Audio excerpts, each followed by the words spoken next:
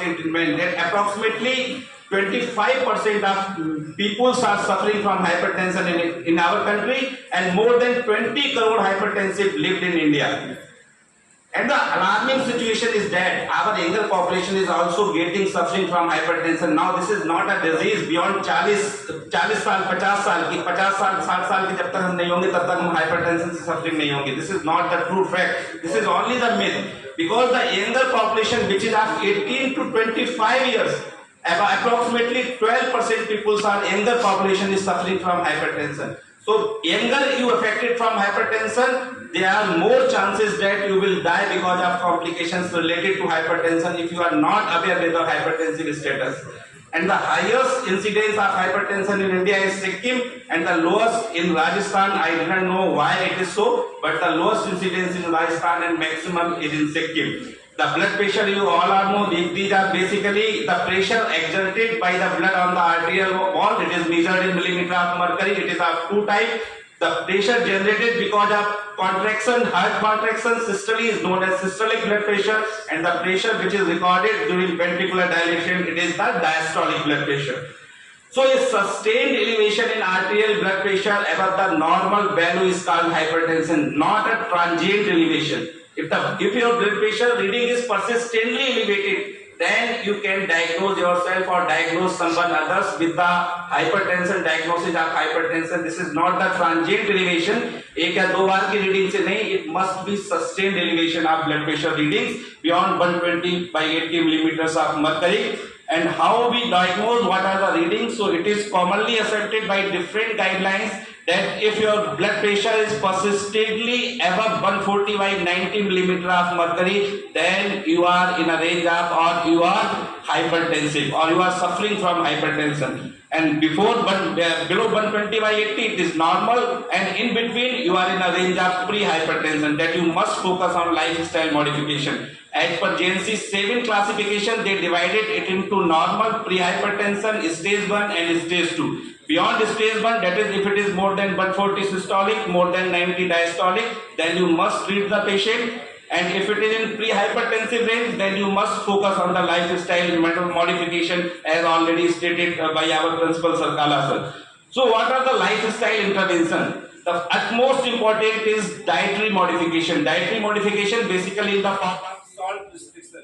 The salt restriction must be less than 5 gram a day. You must not take more than 5 gram of salt. And smoking is also detrimental to hypertensive patient. Reduce body weight. You must maintain your waist circumference. In males, it should not be more than 102 centimeters, and in females, it must not be more than 88 centimeters. And your BMI should be in the range of 19.5 to 24.9. And regular aerobic exercise, you must indulge in yourself in at least 30 minutes of aerobic exercise in a day, 5 days in a week. That is approximately 150 minutes in a week. And increase consumption of vegetables, fresh fruits and unsaturated fatty acids. So by these lifestyle modification, you can control your blood pressure readings up to some extent. And nowadays, the newer emerging risk factors are stress. Stress is very important risk factors. I called it 6S. Number 1 is stress. Number 2 is sedentary lifestyle. Number 3 is smoking. Number 4 is salt intake, excess salt intake. Number 5 is excess sugar intake. And number 7 is smoking. If you smoke more, then there are more chances that sleep. That is sleep. If you are sleeping less than 7 to 8 hours a day, then there are more chances that your sympathetic system will get activated and you are prone for uncontrolled hypertension. So you must follow these 6 S in your lifestyle modification. That you must not be sedentary, you must not be stressed, you must not be a smoker, you must take low salt, you must take less sugar, and you must take proper or adequate 7 to 8 hours of sleep. What are the drugs? Now come on to the pharmacological management. If somehow we are not able to control the blood pressure readings or able to achieve our desired blood pressure readings with the help of lifestyle modification, then we must start medicines or pharmacological management. So what are the concept of pharmacological management? The first thing is the combination therapy is of utmost important. We must drug in a combination therapy, at least 2 drugs must be start at an initial phase in a single pill.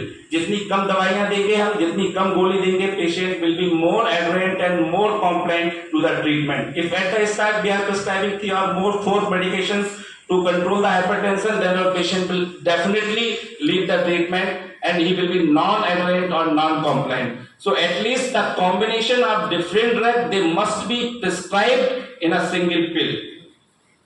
So as per the guidelines, if a patient is diagnosed and his blood pressure is more than 140 by 90 millimeter of mercury and you are not able to achieve or control it with the help of lifestyle modification, then what may be the initial therapy? The initial therapy must be a dual combination of either ACE inhibitor or angiotensin receptor blocker along with calcium channel blocker or diuretic. At least one low dose diuretic must be added in an initial combination. Either it may be in a combination with ACE inhibitor or ARB, or either it must be in a combination of calcium channel blocker, whether it is amlodipine or whether it is cilindipine. Similarly, if we are not able to control the blood pressure readings with these 2 drugs, then on step 2 we will give triple combination. And in this triple combination, we can prescribe or give the combination of ACE inhibitor, ARB, along with calcium channel blocker and along with diuretics.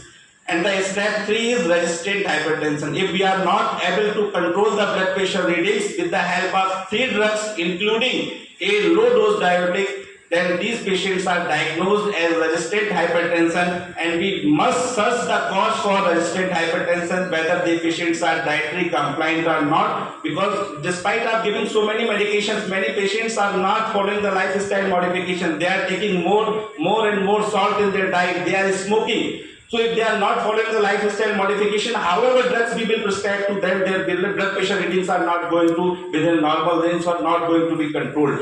So we must rule out the causes or factors responsible for resistant hypertension, and if these causes are not present, then we must add spironolactone in a dosage of 25 to 50 mg in the